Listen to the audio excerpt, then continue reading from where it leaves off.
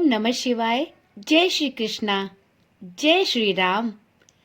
आज की वीडियो बहुत ही रोचक और ज्ञानवर्धक होने वाली है, क्योंकि आज की वीडियो में हम जानेंगे कि यदि हम अयोध्या जाते हैं तो कौन सी ऐसी परिक्रमा है जिसको किए बिना रामलला का दर्शन अधूरा माना जाता है। तो चलिए देर किस बात की, वीडियो को शुरू करते हैं। मित्रों, अयोध्या को शास्त्रों में बैकुंठ कहा गया है। यह भगवान राम की पुरी है, जहां भगवान स्वयं निवास करते हैं। यहाँ रामलला के दर्शन के बाद परिक्रमा का भी बहुत महत्व है। अगर आप आने वाले दिनों में अयोध्या दर्शन करने जाते हैं और प्रभु राम का आशीर्वाद पाना चाहते हैं तो यहाँ की परिक्रमा अवश्य करें, जिसके बारे में आज हम आपको बताने जा रहे हैं। सप्तपुरियों में प्रथम पुरी कहलाई जाने वाली अयोध्या नगरी में रामलला के दर्शन के अतिरिक्त यहाँ की परिक्रमा करने का भी विशेष महत्व है। अयोध्या की परिक्रमा करने का अर्थ है कि आपने बैकुंठ लोक की परिक्रमा कर ली। जी हाँ, यदि आप अयोध्या की परिक्रमा करते हैं तो इसे बैकुंठ लोक की परिक्रमा के बराबर माना जाता है। अयोध्या 7 पुरियों में प्रथम पुरी है। भगवान राम की जन्म स्थली के साथ ही यह भगवान विष्णु की भी अति प्रिय नगरी है और स्कंद पुराण के वैष्णव खंड के अयोध्या महात्म्य में बताया गया है कि अयोध्या नगरी भगवान विष्णु के सुदर्शन चक्र पर स्थापित है। यहाँ की अविरल बहती सरयू धारा नारायण के प्रेम के अश्रु से उत्पन्न हुई है। इसलिए अयोध्या के दर्शन करना और यहाँ आकर धार्मिक क्रियाएं करना जीवन का परम सौभाग्य माना जाता है। तो चलिए जानते हैं अयोध्या में कितने प्रकार की परिक्रमाएं की जाती हैं और किस परिक्रमा का क्या महत्व है। इसी के साथ एक बात का ध्यान अवश्य रखें, अगर अयोध्या आकर आपने यहाँ की परिक्रमा नहीं की तो रामलला के दर्शन का फल अधूरा माना जाएगा। अयोध्या में 3 प्रकार की परिक्रमाएं की जाती हैं। अयोध्या में कुल 3 परिक्रमाएं करने का विधान है। पहली परिक्रमा 84 कोसी की है, जिसे अधिकतर साधु संत ही करते हैं। दूसरी है 14 कोसी और तीसरी 5 कोसी परिक्रमा है। 14 कोसी और 5 कोसी परिक्रमा गृहस्थ लोगों द्वारा की जाती है और यह अयोध्या नगरी के अंतर्गत आती है। 84 कोसी की परिक्रमा अयोध्या नगरी के साथ ही उसके आसपास के नगरों में भी की जाती है।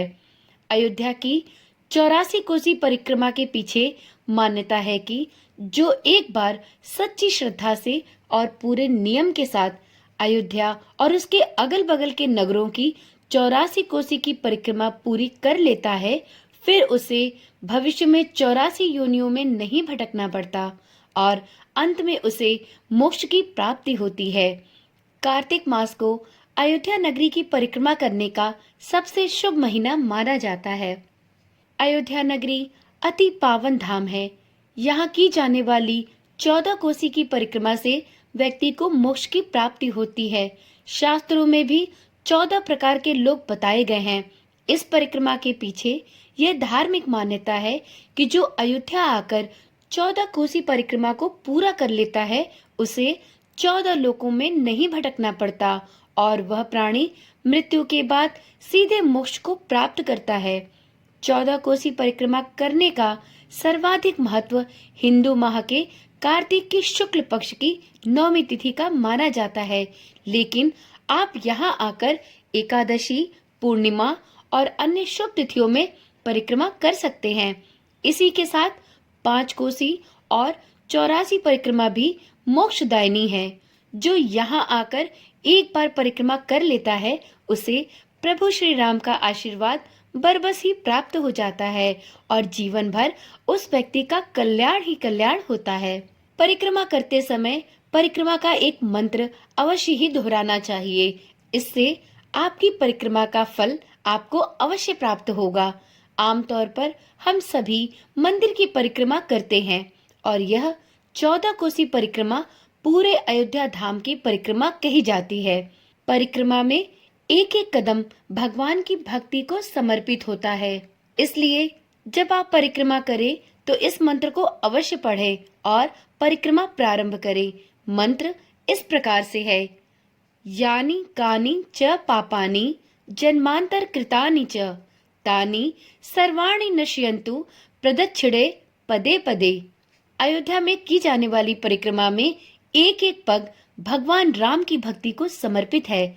यह परिक्रमा अयोध्या के अंतर्गत आती है, जिसमें यहाँ के सभी प्रमुख तीर्थ स्थलों से लेकर श्री राम जन्मभूमि परिसर भी सम्मिलित होता है।